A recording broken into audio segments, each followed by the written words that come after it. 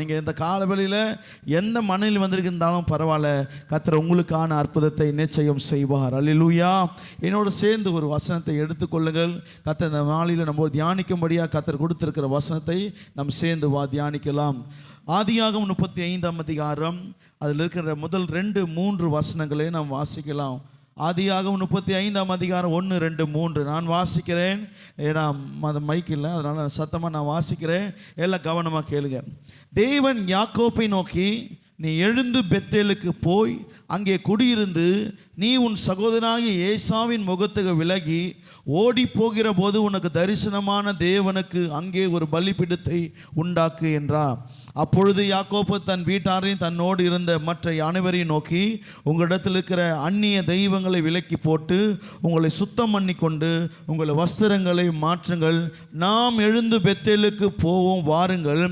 நமக்கு ஆபத்து நேரிட்ட நாளில் என் விண்ணப்பத்துக்கு ஒரு உத்தரவு அருள் செய்து நான் நடந்த வழியில் என்னோடு இருந்த தேவனுக்கு அங்கே ஒரு பலிபீடத்தை உண்டாக்குவேன் என்றான். அல்லேலூயா, அல்லேலூயா.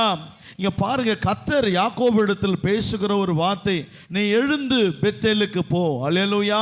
இந்த பெத்தேல் என்பது என்ன தெரியுங்களா? வசனம் சொல்லுகிறது தேவனுடைய வாசல் அல்லது தேவனுடைய வீடுன்னு சொல்லப்படுதுதான் பெத்தேல். நிறைய நேரத்தில் கூட நீங்கள் பார்த்துருக்கலாம், ஒரு கடைக்கு பேர் பெத்தேல் வைப்பாங்க, இல்லைனா எதனா ஸ்கூல் பேர் பார்த்தீங்கன்னா பெத்தேல் வைப்பாங்க. அது என்னன்னா தேவனுடைய வாசல் இல்லைன்னா தேவனுடைய வீடுன்னு அர்த்தம். அதுக்கு இடத்துக்கு முன்னாடி என்னவா இருந்தது என்பதை குறித்து நாம் பார்க்கலாம். ஆதியாகமம் 28ஆம் அதிகாரம் 19ஆம் வசனத்தை எடுத்தவள் வாசிங்க. அந்த பெத்தேலுக்கு முன்பாக என்னவாக அந்த இடம் இருந்தது என்பதை குறித்து வேதம் சொல்லுகிறது.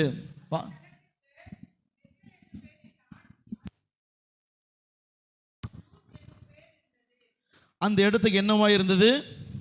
லூஸ் என்று பெயர் இருந்தது. அந்த இடத்துல பாருங்க, இந்த பெத்தேலில் என்ன நடந்தது?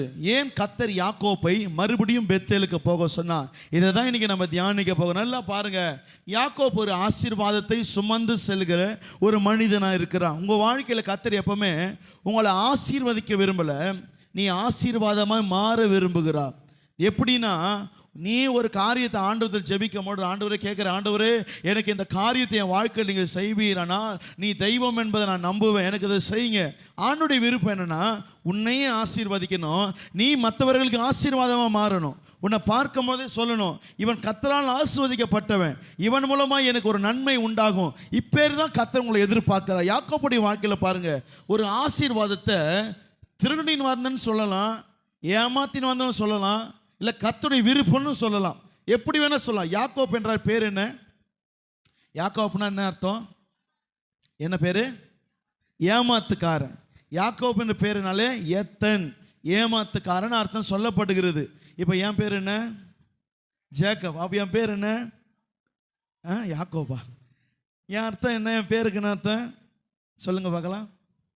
எல்லாம் என்ன சேர்ந்து ஏமாத்துக்காரன் சொல்றீங்க. யாக்கோப் என்பது பேருக்கு அர்த்தம் ஏமாத்துக்காரன், எத்தன். ஏன் என்று பார்க்கும் பொழுது அங்கே அவங்க தகப்பன் சொல்லுகிறாரு ஏசாவிடத்துல, மகனே எனக்கு நல்ல விருப்பமுள்ள ஒரு கறியை செஞ்சு எடுத்துருவா, அது மான் கறி எது வேணா செஞ்சு எடுத்துருவா, இப்போ நான் சாப்பிடணும், மனதார சாப்பிடணும், எனக்கு வயிறு நல்லா ரொம்பிட்ட பிறகு நான் மனதார உன்னை பிளஸ் பண்ண. என்ன தெரியுமா, அந்த நாட்கள்லாம் இன்னைக்கு பாருங்க, ஒரு 2 பிள்ளை ஒரு பிள்ளை இருந்தால் என்ன பண்ணுவாங்க, தன் ஜீவன் போகிற நேரத்தை சொல்லுவாங்க, இந்த சொத்து உனக்கு, இந்த வீடு உனக்கு, இந்த நிலம் உனக்கு, பொண்ணாக இருந்தால் கொஞ்சம் குறைச்சியும் ஆணாக இருந்தால் கொஞ்சம் அதிகமாக என்ன பண்ணுவாங்க தரும். இது உலக வழக்கம். அதே போல தான் அந்த நாட்களில் கர்த்தர் ஆபிரகாமை ஆசீர்வதி என்னத்தை ஆசீர்வதிக்கிறாரு? உன்னை நான் ஆசீர்வதிப்பேன், உன் பேரை நான் பெருக பண்ணுவேன், உன்னுடைய எல்லா ஜாதிகளையும் ஆசீர்வாதம். இப்படி ஆண்டவர் ஆசீர்வதிக்கும் போது நல்லா பாருங்க, அந்த ஆசீர்வாதம் யாருக்கு வருதுன்னா ஈசாக்குக்கு வருகிறது. இப்போ இந்த ஆசீர்வாதத்தை அப்படியே சுமக்கிறது யாரு? ஈசாக்கு. இந்த ஈசாக்கு அடுத்தது யாரை கர்த்தர் ஆசீர்வதிக்க விரும்பினாரு இவங்க நினச்சிட்டாங்கன்னா ஏசா தான் இருக்கும். சொன்னதுனால சொல்கிறாங்க, ஏசா எனக்கு பிரியமானது செஞ்சு எடுத்துட்டு வா, நான் சாப்பிட்டு உன்னை மனதான ஆசீர்வதிக்கணும். இப்போ பாருங்க, ஏசா இப்போ மகிழ்ச்சியாக போகிறான், போயிட்டு வேட்டையாடிட்டு கொண்டு வந்து இன்னைக்கு என் தகப்பனை என்னை ஆசீர்வதிக்க போகிறான். ஆனால் ஏசாவுடைய வாழ்க்கையில் பாருங்க, தேவனுக்கு பிரியமில்லாத ஒரு வாழ்க்கையை வாழ்ந்து கொண்டிருக்கிறான். அந்த நாட்களில் ஆண்டுடைய பிள்ளைகள் இல்லாத வேற பிள்ளைகள் திருமணம் ஆகக்கூடாது. ஆனா அந்த ஏசா கானானிய ஸ்திரீகளோடு இருக்கிறான். இது இவன் தாயாருக்கு பிடிக்கல. ஏன் தெரியுமா? கர்த்தர் ஆபிரகாமை அழைத்த போது உன் தகப்பனாகிய ஈசாக்கு எல்லாம் பார்க்கும்போது நம் இனத்துக்குள்ள எடுத்தபடினால கர்த்தரை மாத்திரம் நம்ம ஆராதிக்கிறோம். ஆனா இந்த ஏசா ஆபிரகாம் ஈசாக்கு இப்படிப்பட்ட ஆசீர்வாதத்தை சுமக்க போகிற பாத்திரம் என்ன பண்ணுது? வேற ஒரு பெண்ணை நாடும் பொழுது நாளைக்கு எல்லா ஆசீர்வாதம் எங்க போயிடும்? அந்நிய பக்கமா போயிடும். இந்த ஆசீர்வாதத்தை சுமக்க முடியாது. உடனே ரெபெக்கா என்ன பண்றாங்கன்னா யாக்கோபிடத்தை சொல்றாங்க, யாக்கோபே இங்க வா, நான் உனக்கு சொல்றதை மட்டும் செய், நான் உனக்கு நல்ல ருசிகரமான ஒன்று செஞ்சு தரேன், உன் தகப்பனிடத்தில் போ. அவர் கேட்பார் யாருன்னு கேட்டா யாக்கோப்புன்னு சொல்லாத, ஏசான்னு சொல்லு. இப்போ யாக்கோப்புக்கு பயம் வருது. ஏன் பயம் வருதுன்னா அந்த நாட்களில் வார்த்தையினால எதை சொன்னாலும் அப்படியே நடந்துடும். உதாரணத்துக்கு பாருங்க, இப்போ நான் இங்கே இருக்கிறவங்க யாருன்னா பார்த்து எனக்கு ப்ரெஷர் தர்றதுனால நீ சபிக்கப்பட்டுருன்னு சொன்னால் என்ன ஆகிடும் சொல்லுங்க பார்க்கலாம். ஆனால் இப்போ என் வார்த்தை நிறைவேறதோ இல்லையோ, அன்னைக்கு ஆபிரகாம் ஈசாக்கு இப்படிப்பட்டவங்க சொன்னால் அப்படியே நடந்துடும். இந்த வார்த்தை தான் ஆசீர்வாதம். நிறைய நேரத்தில் ஆண்டவர் உங்களோட பேசும்போது கூட, சபையில் உங்களோட பேசும்போது நீங்கள் என்ன நினச்சிக்கிறீங்கன்னா, பாஸ்டர் பேசுகிறார், யாரோ பேசுகிறாங்க. அப்படி கிடையாது. எப்பொழுது இந்த கர்த்தருடைய வார்த்தை முதல்ல உனக்கு வருதோ, இந்த வார்த்தை தான் உனக்கு ஆசீர்வாதத்தை கொண்டு வரும். அதை நீ விசுவாசிக்கணும். இந்த வார்த்தை உனக்கு உயிர்ப்பிக்கும். அதனால தான் சொல்லப்படுது, இது தேவனுடைய வார்த்தை, தேவனுடைய அப்பம். மனுஷன் எதனால் பிழைக்கிறான்னு இல்லை, கர்த்தருடைய வார்த்தையினால் அவன் பிழைப்பான். நீ இந்த வசனத்தை நம்பணும். ஏன் தெரியுமா? இது ஆசீர்வாதம். வேதம் சொல்லுகிறது, இந்த வார்த்தையை விசுவாசிக்கிறவன் கேட்கிறவன் ஆசீர்வதிக்கப்படுவான். அப்போ வார வார வாரம் வந்து இந்த வசனத்தை கேட்கறதுனால எனக்கு என்ன நடக்கும்? அப்படி கிடையாது. இங்கே சொல்லப்படுகிற ஆசீர்வாதமான வார்த்தை உன் வாழ்க்கையில் அப்படியே பரிபூர்ணமாக நிறைவேறும். சில நேரங்களில் சொல்லப்படுவாங்க, மகனே நீ வாழ்க்கையில் சோர்ந்து போய் வந்திருக்க. பிரதர் கூட வர்ஷிப் நேரத்தை சொன்னார் பார்த்தீங்களா, இங்கே சோர்ந்து போய் வந்திருக்கிறீங்க. கர்த்தர் சொல்லுகிறா, இதை உன்னை பார்த்து தான் சொல்லுகிறா, உன் வாழ்க்கையில் இந்த சூழ்நிலை மாறும். நீங்க நினைச்சிருக்கிறீங்க எத்தனையோ வார்த்தையை பேசுறீங்க, இதனால என் வாழ்க்கையில் என்னம்மா? அப்படியெல்லாம் கிடையவே கிடையாது. எப்போ கர்த்தர் உன்னோட பேசுகிறாரோ அந்த வார்த்தைக்கு உயிர் உண்டு. நல்ல கையை தட்டுங்க பார்க்கலாம், நல்ல கையை தட்டுங்க பார்க்கலாம். கர்த்தருடைய வார்த்தைக்கு ஜீவன் உண்டு. அல்லேலூயா, அல்லேலூயா. கர்த்தருடைய வார்த்தைக்கு ஜீவன் உண்டு. எப்போ ஆண்டவர் பேசுறாரோ, நல்லா பாருங்க, இந்த காலைவெளி நீங்க எப்படி வந்திருக்கு தெரியாது. ஆனால் வந்திருக்கிறவங்க நீங்கள் சோர்ந்து போயிட்டு உடைஞ்சு போய் ஒரு வார்த்தை சொல்கிறேன், கர்த்தர் உங்களை ஆசீர்வதிக்க விரும்புகிறான். கர்த்தர் உன்னை ஆசீர்வதிக்க விரும்புகிறான். கர்த்தர் உன்னை எப்பொழுது கைவிடவே மாட்டான். நீ எந்த சூழ்நிலை வந்தாலும் ஒரு வார்த்தையை சொல்லுகிறேன், இந்த காலவெளியில் உன் நம்பிக்கை வீண் போகாது. நீ எதை தேவனிடத்தில் பல நாட்களாக எதிர்பார்த்து கொண்டிருக்கிறாயோ, கர்த்தரிடத்தில் பல நாட்களாக ஜெபித்து கொண்டிருக்கிறாயோ, அந்த வாக்குத்தத்தங்கள் நிறைவேறும்படியாக அது சீக்கிரத்திலே ஆண்டவர் செய்வார். உன் வாழ்க்கையில் நீ எதை நீ கண்டு சோர்ந்து போய் உடைந்து போய் வந்திருக்கிறாயோ, கர்த்தர் அந்த வார்த்தையை உன் வாழ்க்கையில் நிறைவேற்றுவார். அல்லேலூயா. யாக்கோபிடத்தில் தாயா சொல்லுகிறாங்க, எனக்கு ஒரு நல்ல சமைச்சு கொண்டு வா, நான் உன் தகப்பனத்தில் கொடு, அவர் உன்னை ஆஸ்வதிப்பார். அவன் சொல்லுகிறான், ஒரு வேளை என்னை சபிச்சுட்டா என்ன நடக்கிறது? அவன் சொல்லுகிறான், என்ன தெரியுமா? ஒரு வேளை உன் தகப்பன் உன்னை சபிச்சா அந்த சாபம் என் மேல வரட்டும். இங்க பாருங்க, அந்த சாபம் என் மேல வரட்டும். நீ ஆசீர்வாதமா இருக்குது, நான் சபிக்கப்படுறேன்னா ஓகே. ஏன் தெரியுமா? கர்த்தர் வைத்திருக்கிற ஆசீர்வாதம் ஒரு நாள் புறஜாதிகளுக்கு போகக்கூடாது, எந்த நாள் புறஜாதி இடத்துல போயிடக்கூடாது. நான் ஒரு வார்த்தையை சொல்லுகிறேன், நமக்கும் தேவனுக்கும் என்ன வேணா, நமக்கு மனஸ்தாபங்கள் இருக்கலாம், தேவனை விட்டு நம்ம தூரமாக இருக்கலாம், நமக்கு இடையே தேவனுக்கு இடையே பாவங்கள் இருக்கலாம். ஆனால் ஒரு நாள் சத்துருக்கள் முன்பாக நம் தேவன் நம்மை கைவிடவே மாட்டார். ஒரு நாள் நம்மை கைவிட்டு என் பிள்ளை நல்லா வெக்கப்படட்டும், என் பிள்ளை இந்த அனாதையாக நிற்கட்டும் விடவே மாட்டார். என் தேவன் என்னை ஆதரிப்பார், கர்த்தர் என்னை நடத்துவார். ஏன் தெரியுமா? அவர் இஸ்ரவேலை ஆசீர்வதிப்பதே கர்த்தருக்கு பிரியம். நல்லா புரிஞ்சு கொள்ளுங்க. பிசாசு எப்பவுமே நம்மளை எப்படி தான் நினைப்பான், இதனால தான் என் வாழ்க்கை இப்படி, இதனால தான் என் வாழ்க்கை இப்படி. நான் சொல்லுகிறேன், எந்த இடைவெளி உனக்கும் தேவனுக்கு இருந்தாலும் சரி, எந்த விதமான குற்ற உணர்வு, நான் சரியா ஜபிக்கலை, நான் சரியா தேவனோடு நான் நெருங்கலை, எனக்குள்ள பாவம் இருக்குது, எது இருந்தாலும் நான் சொல்லுகிறேன், உன்னை நியாயம் தீர்ப்பது கர்த்தரா இருக்கணும், உன்னை நியாயம் தீர்ப்பது பிசாசா இருக்கக்கூடாது. புரியுதுங்களா இல்லைங்களா? ஒரு நாள் பிசாசு உங்களை நியாயம் தீர்க்கக்கூடாது. நீ ஆசீர்வாதத்துக்கு தகுதியே இல்லாதவன், நான் கர்த்தர் உன்னை எப்படி ஆசீர்வதிக்க முடியும்? நம்மளுடைய எண்ணங்கள் எப்படி போகுது பாருங்க. என்ன கர்த்தர் என்னை ஆசீர்வதிக்க மாட்டார், ஏன்? நான் சரியா இல்லை. எங்க சரியா இருப்பதோ இல்லாத இருக்கட்டும், நான் சரி செய்து கொள்வது என்னிடத்தில் உண்டு. நான் கத்திரத்துல முழங்கால் படிடுவேன், நான் ஜெபிப்பேன், தேவனை தேடுவேன், என் பாவங்களை அறிக்கை பண்ணுவேன், அவர்கிட்ட மனஸ்தாபப்படுவேன், கத்தர் என்னை அணைத்துக் கொள்வார், என்னை ஆசீர்வதிப்பார். கத்தர் இப்படிப்பட்டவர் தான். ஆனால் பிசாசு எப்படி தெரியுமா சொல்லுமா, உன் வாழ்க்கையில் ஏன் தெரியுமா அற்புதம் நடக்க மாட்டேங்குது, கத்தரை ஆசீர்வதிக்குது ஏன் தெரியுமா, உன் வாழ்க்கையில் இந்த குறை இருக்குது, உன் வாழ்க்கையில் இது இருக்குது, அதனால தான் நீ ஆசீர்வாதமா இருக்க மாட்டேன். கிறிஸ்தவர்களாகிய நம்முடைய எண்ணம் எப்படி போகுது, நான் ஆசீர்வாதமா இருக்கவே மாட்டேன், கர்த்தர் என்னை ஆசீர்வதிக்க மாட்டாரு, என்னை உயர்த்த மாட்டாரு, என்னை பெருக பண்ண மாட்டார். அப்படி கிடையவே கிடையாது. கர்த்தர் உன்னதான் ஆசீர்வதிக்க விரும்புகிறார். நல்லா பாருங்க, இந்த எத்தனை போல இருக்கிற இந்த யாக்கோப்பு போய் சொல்லுகிறான். தகப்பன் கேட்கிறான், யார் வந்திருக்கிறது? ஏசாக்கு முடி இருக்குமா, இங்க பாருங்க முடி இருக்குமா. இப்ப தொட்டு பார்க்கறான், சரீரத்தில் இருக்குது எல்லாமே பார்த்தா உன் சகோதரன் ஏசா மாதிரி இருக்குது, குரல் மட்டும் வேற மாதிரி இருக்குதுன்னு சொல்லும் போது தகப்பனுக்கு சந்தேகம் வருது. இப்போ கொடுத்து அந்த ஆகாரத்தை கொடுக்கும் போது ஈசாக்கு சாப்பிட்ற கண்ணு தெரியல அவருக்கு. அப்போ தெரியாதனால என்ன ஆகுதுன்னா, இப்போ யாக்கோபை பார்த்து சொல்லுகிறாரு, உன்னை நான் ஆசீர்வதிக்கிறேன், நீ எல்லாத்தையும் ஆண்டு கொள்வாய், நீ எல்லாத்தையும் மேன்மை அடைவாய், நீ நல்லா இருப்ப, சுகமாக இருப்ப, பலனாக இருப்ப, நீ எல்லாத்தையும் மேன்மையாக இருப்ப. ஆபிரகாம் ஈசாக்கு எல்லாத்துக்குரிய ஆசீர்வாதம் உண்மையில வருது. நல்லா பாருங்க, இந்த ஆசீர்வாதத்தை வாங்கின பிறகு இப்போ ஏசா வருகிறான், தன் தகப்பனத்தை வந்து சொல்றான், தகப்பனே உமக்கு பிரியமானது நான் கொண்டு வந்துடுறேன், ஆசீர்வதியும். அப்ப தகப்பன் சொல்லுகிறான், என்னமா சொல்லுகிறாரு, மகனே முந்தி வந்தது யாரு? அவன் சொல்றான், யாக்கோபு என்னை ஏமாத்திட்டான், ஏற்கனவே ஒரு முறை சேஷ்டபுத்த பாத்திரத்தை என்னை ஏமாத்திட்டான், இப்ப இந்த ஆசீர்வாதத்தை என்னை எடுத்துட்டானே சொல்லும் போது சொல்லுகிறான், அப்பாவுடைய சாவு நடக்கிறதுக்கு முன்பாகவே இங்க ஒரு மரணம் நேரிடும் சொன்ன உடனே ரெபெக்காளுக்குள்ள ஒரு பயம் வருது. என் வீட்டில் 2 பிள்ளைகளை ஒரே நாட்களில் நான் இழப்பது கூடுமோ, 2 பிள்ளைகளை மறிக்குமோ, இல்லை யார் மறிப்பாங்களோன்றதுக்காக சொல்றாங்க, யாக்கோபே நீ எழுந்து புறப்பட்டு போ, நீ புறப்பட்டு போன்னு சொல்லும் போது பாருங்க, கர்த்தர் எப்பொழுது இந்த லூஸ்ல ஆண்டவர் பெத்தேலாக மாறுகிறதுனா, அவன் பயந்து கொண்டிருக்கிற நாட்கள். என்ன ஆக போகுது, என் மேல வாக்குத்தத்தம் இருக்குது, என் மேல ஆசீர்வாதம் இருக்குது. எப்பேற்பட்ட ஆசீர்வாதம்? ஆபிரகாம் ஆசீர்வாதம், ஈசாக்கு ஆசீர்வாதம், என் மேல அநேக நேரத்தில் நம்ம கேள்வி என்ன தெரியுமா, நல்லாவே தெரியும், வாக்குத்தத்தம் என் மேல் இருக்கிறது, கர்த்தர் என்னோட பேசியிருக்கிறார், என்னை ஆஸ்வதிக்க போகிறார். ஆனால் நான் போகிற பாதையில் எனக்கு பயம் இருக்குது. என்ன தெரியுமா, என்ன தீங்கு நேரிடும், என்ன நடக்க போகுது. இந்த பயந்த கொண்டுகிற நேரத்தில் தான் இவன் சற்று தூங்கி கொண்டிருக்கான் ஒரு இடத்துல. நல்லா பாருங்க, ஒரு பயம், என் எதிர்காலம் எப்படி இருக்க போகுது, நான் போறேன், லாபான் வீட்டுக்கு போக போறேன், திருமணம் எப்படி நடக்க போகுது, என் எதிர்காலம் எப்படி இருக்க போகுது, நான் மறுபடியும் என் தகப்பன் வீட்டுக்கு வருவேனா, மறுபடியும் என் தாயை நான் பார்ப்பேனா, நல்லா இருப்பேன், அநேக கேள்விகள்.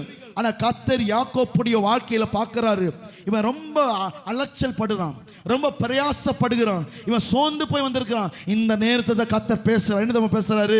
எடுத்தவர் வாசிங்க பார்க்கலாம், 28ஆம் அதிகாரம் 12ஆம் வசனத்தை வாசிங்க பார்க்கலாம். ஆதியாகமம் 28:12 எடுத்தவர் வாசிங்க பார்க்கலாம். அங்கே அவன் ஒரு சொப்பனத்தை கண்டான், இது ஒரு ஏணி பூமியில வைக்கப்பட்டிருந்தது, அது நுனி வானத்தை எட்டியிருந்தது, அதில் தேவதூதர் ஏறுகிறதும் இறங்குகிறவர்களுமா இருந்தார்கள், அதற்கு மேலாய் கர்த்தர் நின்று. போதுங்க பாருங்க, கர்த்தர் தரிசனம் மாறாரு.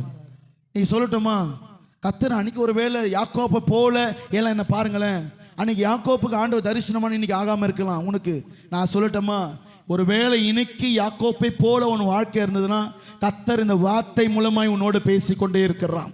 உன் எதிர்காலம், உன் குடும்பம், உன் வாழ்க்கை என்ன ஆக போகுது, என்ன நடக்க போகுது, ஐயோ நான் தன்னந்தனியாக நிற்கிறேன்னு, எனக்குன்னு யாருமே இல்லை, என் எதிர்காலம், என் ஊழியம், என் வாழ்க்கை, என் குடும்பம், என் பிள்ளைகள் என்ன நான் சொல்லுகிறேன்.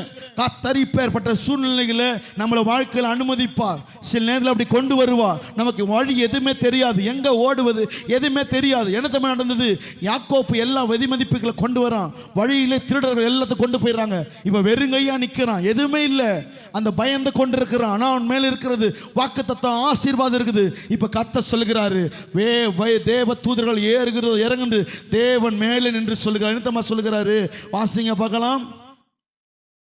உன் தகப்பனாகிய ஆபிரகாமின் தேவனும் ஈசாக்கின் தேவனாமே கர்த்தர் நீ படுத்திருக்கிற பூமி உனக்கும் உன் சந்ததிக்கும் தருவேன் என்றார். தருவேன், உன் சந்ததி பூமி தூளை போல் இருக்கும். நீ மேற்கிலும் கிழக்கிலும் வடக்கிலும் தெற்கிலும் பரகுவாய். உனக்குள்ளும் உன் சந்ததிக்குள்ளும் பூமியின் வம்சங்கள் எல்லாம் ஆசீர்வதிக்கப்படும். நல்ல கையை தட்டி இந்த காலவேளை நான் சொல்லுகிறேன், கர்த்தர் உன்னை பூமியின் உள்ள வம்சங்களுக்குள்ளே உன்னை ஆசீர்வதிப்பாராக.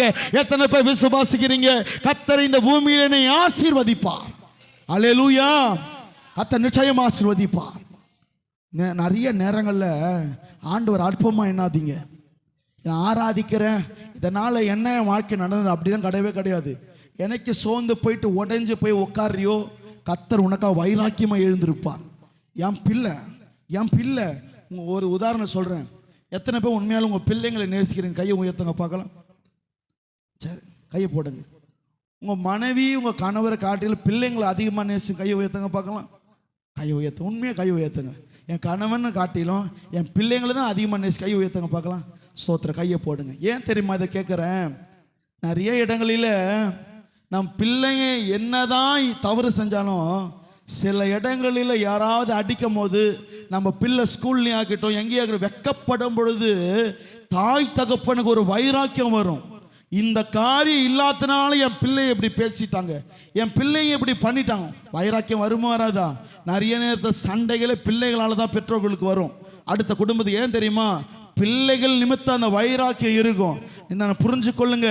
உலக பிரகாரமான 10 மாதம் பெற்றெடுத்த உங்கள் பிள்ளைகளை குறித்து உங்கள் பிள்ளை வெக்கப்படும் பொழுது உங்களுக்கு வைராக்கியம் இருக்குதுன்னா, உன் தேவனாய் கர்த்தர் தாயின் கருவில் உருவாக முன்னே உன்னை பேச சொல்லி அழைத்தவன், நீ எப்பெல்லாம் வெக்கப்படுகிறாயோ, நீ எப்பெல்லாம் தனிமையாக இருக்கிறாயோ, நான் நிச்சயம் சொல்ல முடியும், கர்த்தர் உனக்காக வைராக்கியமாக எழுந்திருப்பார், உனக்காக யுத்தம் செய்வார், உனக்காக நியாயம் செய்வார். ஏன் தெரியுமா?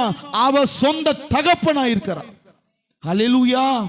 யாக்கோபுக்கு பாருங்க, தாய் தகப்பனுடைய உதவி இல்லை, சகோதரனுடைய உதவி இல்லை. கர்த்தர் சொல்கிறார், நான் உன்னோட இருக்கிறேன், நான் உன்னோட இருக்கிறேன். உனக்கு என்ன வேணும்? இந்த பூமிக்குள்ள நீ ஆஸ்வதிக்கப்படணும்னு நான் ஆசீர்வதிக்கிறேன். இந்த ஜாதிகளுக்குள்ள நீ ஆஸ்வதமா இருக்கணும்னு நான் ஆசீர்வதிக்கிறேன். கர்த்தர் சொல்லுகிறார். இன்னொரு வாக்குத்தத்தமும் சொல்லுகிறார். 15 வாசிங்க பார்க்கலாம். 28, நான் உன்னோடு இருந்து நீ போகிற இடமெல்லாம் உன்னை காத்து இந்த தேசத்துக்கு உன்னை திரும்ப வர பண்ணுவேன். நான் உனக்கு சொன்னதை செய்யும் அளவும் உன்னை கைவிடுவதில்லை. இந்த வார்த்தை எனக்கு ரொம்ப பிடிக்கும். இந்த வார்த்தை எனக்கு ரொம்ப பிடிக்கும். ஏன் தெரியுமா? கர்த்தர் சொல்றாரு, நான் உனக்கு சொன்னது செய்யற வரைக்கும் உன்னை கைவிடவே மாட்டேன். ஒரு வேலையை நம்ம ஆரம்பிச்சிட்ட பிறகு, ஒரு வீடு கட்டுறீங்க, ஏதாவது ஒரு காரியத்தை செய்கிறீங்க, பாதியிலே நிற்கும் போது நம்மளுக்கு என்ன இருக்கும்? ஒரு காரியத்தை துவங்கிட்டோம், முடிக்க தெரியலையே. நிறைய நேரத்தில் அப்படிதான், ஒரு காரியத்தை துவங்கின பிறகு முடிக்க தெரியாது. கர்த்தர் சொல்லுகிறார், உன் வாக்கு தத்தங்களை கொடுத்தன்னா சொன்னதை செய்து முடிக்கிற வரைக்கும் உன்னோடனே இருப்பேன். நீ திரும்ப இந்த தேசத்துக்கு ஒரு நாள் வருவ. எப்படிப்பட்டவனா தெரியுமா இருப்ப? நீ ஆசீர்வதிக்கப்பட்டவனா இருப்ப. இப்போ வாசிங்க அந்த வசனத்தை மறுபடியும் வாசிங்க. 28:19 வாசிங்க. இப்போ தாவீது என்ன செய்கிற, யாக்கோப் என்ன செய்கிறார் பாருங்க. 18 வாசிக்கிறேன். அதிகாலையில் யாக்கோப் எழுந்து தன் தலையின் கீழ் வைத்திருந்த கல்லை எடுத்து அதை தூணாக நிறுத்தி அதன் மேல் எண்ணெயை வாத்து இந்த ஸ்தலத்திற்கு பெத்தேல் என்று பெயரிட்டான். அதற்கு முன் அவ்வூருக்கு லூஸ் என்று பெயர் இருந்தது. என்ன பாருங்க, இந்த இடம் ரொம்ப முக்கியம். இந்த லூஸ் என்றது ரொம்ப முக்கியம். ஏன் நான் சொல்லுகிறேன்னா, உங்க வாழ்க்கையிலும் சில லூஸான இடம் இருக்கும். எப்பேற்பட்ட இடம் தெரியுமா? நீங்க விழுந்து போன இடம், சோர்ந்து போன இடங்கள். என்ன பாருங்க, நான் முடிக்க போகிறேன். உங்க வாழ்க்கையில சோர்ந்து போன சில இடம் இருக்கும். என் வாழ்க்கையில பார்த்தீங்கன்னு வச்சுங்களேன், எப்பெல்லாம் நான் ஊழியத்தில் வாழ்க்கையில் எனக்கு ஆண்டவர் பேசணும், அடுத்தது ஊழியத்தில் என்ன செய்யணும்னா என்ன பண்ணுவேன்னா, நான் ஊட்டிக்கு குன்னூருக்கு நான் போயிடுவேன். சுற்றி பார்க்குறது இல்லை. என் ஃப்ரெண்டு வீடு இருக்குது, அங்கே கோட்ரஸ் இருக்குது, அங்கே யாரும் இருக்க மாட்டாங்க. என்ன பண்ணிவிடுவேன், அங்கே போயிட்டு உபவாசித்து அங்கே இருக்க டீ எஸ்டேட்டில் போயிட்டு முழங்கால் படிக்கிட்டு ஜெபிக்க ஆரம்பிச்சிடுவேன். ஏன் தெரியுமா? அப்பேற்பட்ட இடங்களெல்லாம் தனியாக நான் தேவனோடு அதிகமாக பேச முடியும். தேவன் என்னோட பேசுவார், என்னை பலப்படுத்துவார். இந்த உலகத்தோடு கொஞ்சம் பிரிந்து நான் அப்படி போகும்போது கர்த்தர் என்னோட பேசுவார். இந்த லூஸ் என்ற இடம் ரொம்ப முக்கியம் உங்கள் வாழ்க்கையில். எப்படிப்பட்ட லூஸ் என்ற இடம் முக்கியம் தெரியுமா? உங்கள் வாழ்க்கையில் சில இடம் இருக்கும். உங்களுக்கான தனிமையான சில இடங்கள் இருக்கும். ஒருவேளை உன் வீட்டு ஜெப அறையா இருக்கலாம், உன் பெட்ரூமா இருக்கலாம். இல்லை நீ சொல்லலாம், அந்த காலத்தை நான் எப்படி தெரியுமா ஜெபிப்பேன், யாருமே இல்லாத நேரத்தில் சில நேரங்களில் நான் தனிப்பட்ட விதத்தில் தேவனோடு பேசும்படி நான் அமர்ந்திருப்பேன், சில இடத்துக்கு போவேன். இதெல்லாம் ரொம்ப முக்கியம். ஏன் தெரியுமா? கர்த்தரே சொல்லுகிறார், யாக்கோபு சொல்லுகிறார், அவன் ஆசீர்வதிக்கப்படுகிறான், உயர்த்தப்படுகிறான், பரிவாரங்களான ஆசீர்வாதம் எல்லாம் வருது. இப்ப கர்த்தரே சொல்லுகிறார். என்னதம்மா சொல்லுகிறாரு? யாக்கோபே யாக்கோபே கூப்பிடுகிறார். வாசிங்க பார்க்கலாம். ஆதியாகமம் 35:1 வாசிங்க பார்க்கலாம். இப்போ எடுத்தாதான் உங்களுக்கு அந்த வசனத்தை தெளிவாக புரியும். யாக்கோபு ஆதியாகமம் 35 முதலாம் வசனத்தை வாசிங்க பார்க்கலாம்.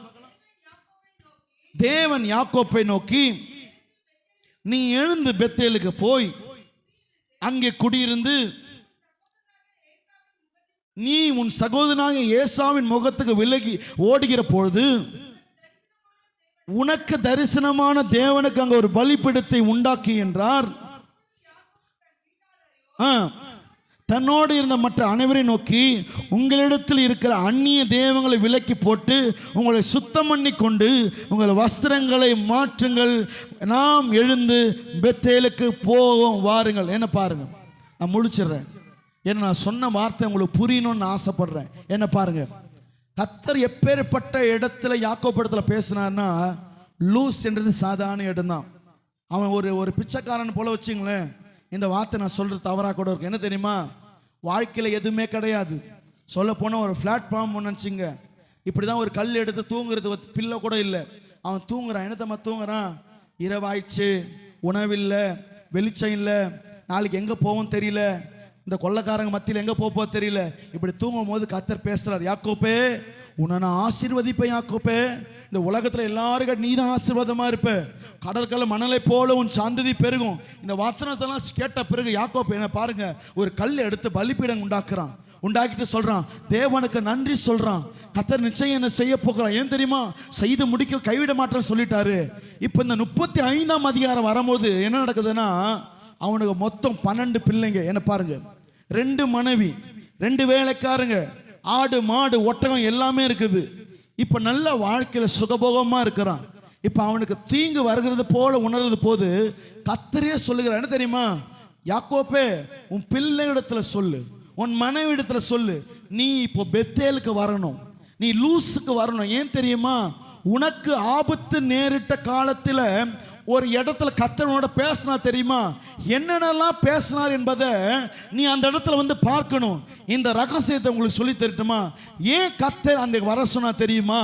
சில நேரங்களில் கர்த்தர் வாக்குத்தத்தம் கொடுக்கும் பொழுது அது காத்துல பேசுற வார்த்தை போல இருக்கும். என்ன தெரியுமா? நான் பேசுற கேட்குதா? ஒண்ணுமே கேட்காது யாருக்குமே. ஏன் தெரியுமா? வனாந்தரத்தில் பேசுறது போலதான் இருக்கும். அந்த லூஸுக்கு வரும்பொழுது அவன் உணரணும், ஒருவேளை அந்த கல்லை பார்த்து அவன் நினைச்சு பார்க்கணும், இந்த கல்லை தூணா நிறுத்தி தேவனுக்கு நான் நன்றி சொல்லும் போது என் வாழ்க்கையில ஒண்ணுமே இல்லை, ஆனா இப்போது இந்த ஸ்தலத்துக்கு வருகிறேன், என்னை சுற்றிலும் மாடு ஒட்டகங்கள், எனக்கு 12 பிள்ளைகள், 2 மனைவிகள் கர்த்தர் கொடுத்து நிறைவாய் வைத்திருக்கிறார். ஹல்லேலூயா, ஹல்லேலூயா. என்னத்த அர்த்தம் இது? உனக்கு என்ன சொன்னாரோ சில இடத்துக்கு கர்த்தர் வர வைக்கும் போது ஆசீர்வாதத்தோடு வந்து நிற்ப. நீ ஆசீர்வாதத்தோடு வந்து நிற்ப. ஒருவேளை இந்த ஆலயத்துக்கு முதல் முறை நீ வரும் பொழுது வெறுங்கையா வந்திருப்ப, வாழ்க்கையில் ஒண்ணும் இல்லாம வந்திருக்கும். நாட்கள் நிச்சயமாகவே வரும். ஒரு நாள் கர்த்தர் சகோதரி சாட்சி சொன்னது போல உன்னையே இங்க நிறுத்துவா. நான் இந்த ஆலயத்துக்கு வரும்போது வெறுமையா வந்த, கர்த்தர் இப்போது என்னை ஆசீர் வைத்திருக்கிறார், கர்த்தர் என்னை மேன்மைப்படுத்தியிருக்கிறார். ஒருவேளை இந்த ஊருக்கு இல்லை நீங்க எங்க இருக்கிறீங்க இடத்துக்கு ஒருவேளை வெக்கத்தோடு நீங்க இங்க வந்திருக்கலாம். இந்த இடத்துல வரும்பொழுது ஒன்றும் இல்லாமல் நீங்க இருக்கலாம். இல்லை சில இடங்களில் நீங்க போகும்போது அவமானத்தோடு அந்த சொந்த பந்தங்களை சந்திச்சிருக்கலாம். சில பேர் ஊருகளுக்கெல்லாம் போகும்போது அந்த ஊருக்கு போகிறதுக்கு தயங்குவாங்க. ஏன் தெரியுமா? வெக்கப்பட்ட இடம், அவமானத்தை கண்ட இடம், அந்த இடத்துக்கு போக மாட்டாங்க. சில பேரை பார்த்துருக்கிறேன், அவங்க வாலிப நாட்கள் இருந்த இடங்களை ஃப்ரெண்டுங்களை மீட் பண்ண மாட்டாங்க. ஏன் தெரியுமா? அவர்களுக்கு முன்பாக நான் வெக்கப்பட்டேன். சில ஊர்களுக்கு போக மாட்டான். ஏன் தெரியுமா? அந்த ஊர்ல நான் வெக்கப்பட்டேன், அந்த இடத்துல நான் வெக்கப்பட்டேன். இந்த இடம் ரொம்ப முக்கியம். இன்னைக்கு சொல்லிட்டுமா, எந்த லூஸ்ல வெக்கப்பட்டீர்களோ, எந்த பெத்தல்ல வெக்கப்பட்ட அவமானத்தோடு நின்னீங்களோ, அதே பெத்தலுக்கு கர்த்தர் மறுபடியும் வர செய்வார். உன்னை நன்றி சொல்ல வைப்பார். ஏன் தெரியுமா? அன்று நீ வெறுமையாய் வரமாட்டாய். எழுதி வைத்துக்கொள், ரெட்டிப்பான நன்மையோடு வந்த அந்த தேவ சமூகத்தில் நன்றி சொல்லுவா. கரங்களை தட்டி நல்ல தேவனுக்கு நன்றி சொல்லுங்க பார்க்கலாம். வெறுமையா அழைத்த தேவன் அல்ல, இரு பரிவாரங்களோடு அழைத்து கொண்டு வருகிற தேவன் நிச்சயம் செய்வார். உன்னை நிச்சயம் செய்வார். ஒருவேளை இந்த பாரதபுரத்தில் வெக்கத்தோடு எந்த ஊர்ல இருந்து நீங்க வந்தீங்கன்னு தெரியாது. ஒருவேளை இந்த ஊர்ல வாழ்ந்த நாட்கள்ல உங்க சிறு வயதுல உங்க தாய் தகப்பன் வெக்கத்தோடு இந்த இடத்துக்கு நீங்க வந்திருக்கலாம். நான் சொல்லுகிறேன், நிச்சயம் ஒரு நாள் உன்னை ஆசீர்வாதத்தோடு திரும்பி போக பண்ணுவார். அந்த இடத்துக்கு போகும்போது உன்னை சுற்றி இருக்க கண்கள் எல்லாம் ஆச்சரியத்தோடு பார்க்கும். அப்போ நீ நன்றி சொல்லுவ. என்னத்தம்மா சொல்லுவ? சில இடங்களை உன் நண்பர்களுக்கு நீ காண்பிப்ப. என்ன தெரியுமா? இந்த இடத்துல தான் நான் ரொம்ப அவமானப்பட்டேன், இந்த இடத்துல தான் நான் என் பிள்ளைகளோட வெக்கத்தோடு நான் வாழ்ந்துட்டு இந்த தேசமே வேணாம், இந்த ஊரே வேணான்னு ஓடிட்டோம். ஏன் தெரியுமா? நீ எங்களால் வாழ முடியல. கர்த்தர் ஒரு நாள் உன்னை அழைத்து கொண்டு வருவார். நீங்கள் நினைக்கலாம், என் வாழ்க்கையில் ஒன்றுமே நடக்கலையே, என் வாழ்க்கை முழுவதும் அவமானம் அவமானம் அவமானம், இந்த இடத்தை விட்டு இந்த இடம், இந்த இடத்தை விட்டு இந்த இடம் தான் நாங்கள் இப்படி போய் கொண்டிருக்கோம். எனக்கு நடக்கும். நான் சொல்லுகிறேன், கர்த்தரை நம்பி நீ வந்திருக்கிற, கர்த்தரை நம்பி வந்திருக்கிற, கர்த்தர் ஒரு நாள் உன்னை கைவிடவே மாட்டார். அவர் சொன்னதை உன் வாழ்க்கை செய்கிற வரைக்கும் நான் புரிஞ்சுக்கொள்ளுங்க. நீயே நான் ஆரம்பத்தை சொன்னது போலதான், ஒருவேளை நீ தகுதி இல்லாதவனை போல இருக்கலாம். இந்த காலவிடத்தில் நீ தேவனிடத்தில் வந்து ஒப்புருவாய்ப்பார். ஆண்டவரே, என் வாழ்க்கை நான் வெக்கத்தை கண்டது தான் அதிகம், அவமானத்தை கண்டது தான் அதிகம். இன்னும் என்னை அதே மனிதனை தூஷிக்கிறாங்க, அதே மனுஷனை நிந்திக்கிறாங்க. எப்பப்பா என் தலையை நிமிர செய்வீங்க? எப்பப்பா என்னை உயர்த்துவீங்க? நான் சொல்லுகிறேன், யாக்கோப்பு இப்படி தான் இருந்தான். அவன் வாழ்க்கையில் எதுவுமே கிடையாது, தாய் தகப்பன் யாருமே. நெறிநத்தை சொல்லட்டுமா, எனக்கு மனிதர்களால் நீங்கள் புறக்கணிக்கப்பட்ட சூழ்நிலையில் வந்து நிற்கிறீங்களோ அப்போதான் தேவனுடைய அற்புதத்தை அதிகமாக காண முடியும். எனக்கு மனிதரோட உதவி ஒத்தாசை பணம், எனக்கு சொந்த பந்தம் யாருமே இல்லைன்னு தனி மரமாந்து நிற்கிறீங்கன்னா சொல்லட்டுமா, கர்த்தர் உனக்காக எழுந்தருள்வதையும் கர்த்தர் உனக்காக வந்து நிற்பதையும் உன் கண்களினால் காண முடியும். ஆண்டவருக்கு நன்றி சொல்லுங்க. ஒருவேளை வாலிப பிராயத்தில் சில இடங்களில் உங்கள் தாய் தகப்பன் உங்களை மறந்துருக்கலாம். ஒருவேளை நினச்சிடா, செத்துட்டா நல்லா இருந்திருக்கோமே, இவன்லாம் நம்ம பிள்ளையா இருந்தது, செத்து போனால் கட்டாயம் நினச்சிருப்பாங்க இந்த பிள்ளை பெசா செத்து போனா கூட நல்லா இருந்திருக்கமே. நான் சொல்லட்டுமா, அந்த காலகட்டத்தில் உன்னை ஆதரிச்சது யாரும் இல்லை, கர்த்தர் தான். உன்னை பேசினார் பத்தியா, உன்னை குற்றவாளி இந்த சமுதாயம் இந்த ஊரும் பார்த்த பொழுது உன்னை நேசிச்சார் பத்தியா, கர்த்தர் மாத்திரம்தான். உனக்கு எப்பெல்லாம் ஆபத்து நேரிட்ட காலத்தில் நீ தனிமரமாக நின்று எனக்கு நீ யாருமே நின்ன பத்தியா, அந்த நாட்களில் உனக்கு உதவி செய்தது, உனக்கு ஒத்தாசையாக இருந்தது கர்த்தர். ஏன் தெரியுமா?